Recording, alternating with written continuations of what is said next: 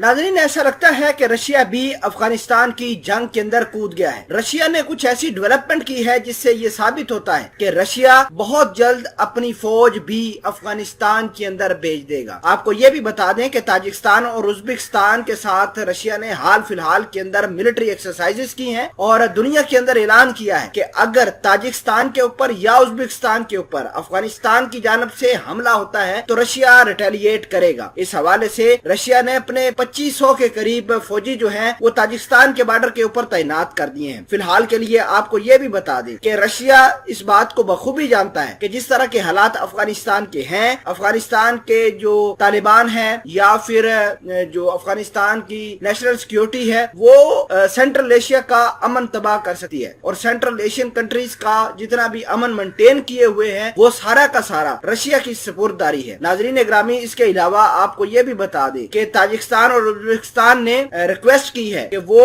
2500 फौजियों के अलावा रशिया से ये भी कह रहे हैं कि आप अपने जो दीगर हथियार है वो भी तैनात करें। तो आपको बता दें कि इस रिक्वेस्ट के ऊपर रशिया ने 500 मिलिट्री व्हीकल जो है तैनात कर दिए हैं ताजिकिस्तान के बॉर्डर के ऊपर और हाल फिलहाल के अंदर इन्होंने आपस में मिलिट्री एक्सरसाइजेज भी की है, जिससे ये साबित होता है कि जो रशिया है वो काफी भड़का हुआ है, काफी अपने आप को मेंटली तौर पर प्रिपेयर कर रहा है कि अगर अफगानिस्तान की जंग होती है तो वो किस तरह इस जंग के अंदर कूदेगा। मामलात क्या है डिटेल के साथ डिस्कस करेंगे। छोटी सी गुजारिश है कि आप हमारा यूट्यूब चैनल हसरात टीवी को सब्सक्राइब कर लें, घंटी के निशान को दबा लें ताकि लेटेस्ट न्यूज आप तक बर वक्त पहुंचती रहे। नाजरीन ग्रामी, आपको ये भी बता दें कि अफगानिस्तान के बॉर्डर से 20 किलोमीटर की दूरी पर रशिया, ताजिकिस्तान, उज्बेकिस्तान ने अपनी फौज लाकर खड़ी कर दी। आपको ये भी बता दें कि 500 मिलिट्री व्हीकल के अलावा जो रशिया के सुखोई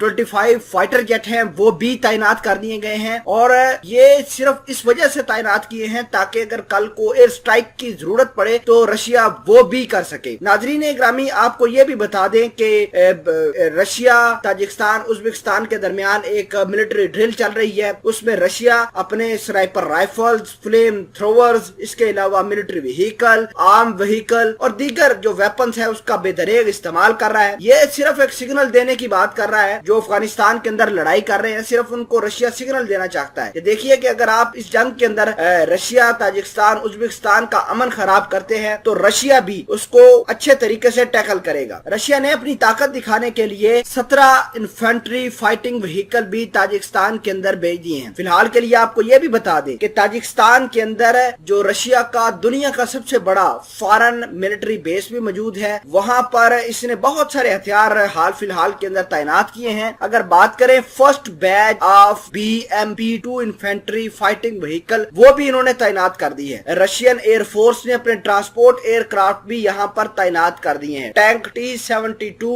T-90 टैंक भी यहाँ पर तैनात कर रखे हैं कि कल को अगर मामलात खराब होते हैं तो रशिया इनको अच्छे तरीके से टैकल कर सके।